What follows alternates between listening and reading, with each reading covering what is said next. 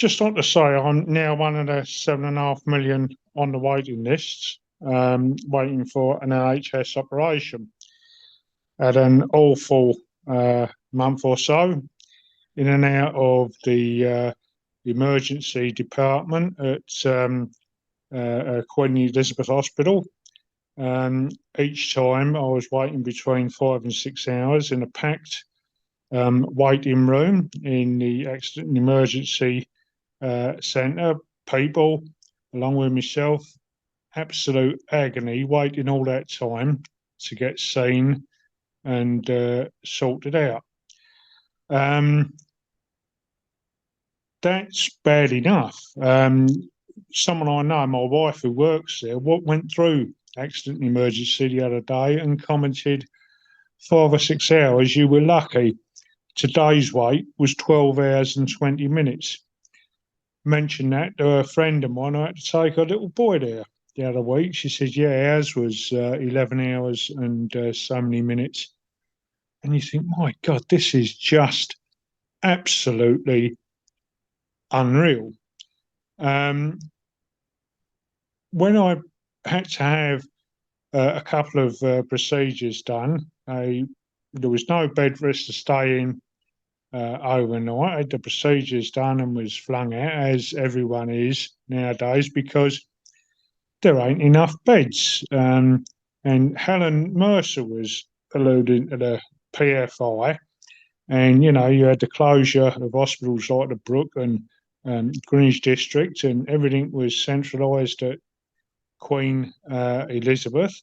But overall, there was less beds, and we got a situation where we're paying huge interest charges back to the finance industry and on to the firms that built the hospitals or renovated them. Helen also referred to these two obscure firms that we'd not heard of, who is being paid millions and millions and millions to pay out dividends to their shareholders. This is all money that should be going in providing services like more beds in the hospitals, like more doctors and nurses, and should have been used to continue to finance an accident emergency over in Queen Mary's in Bexley.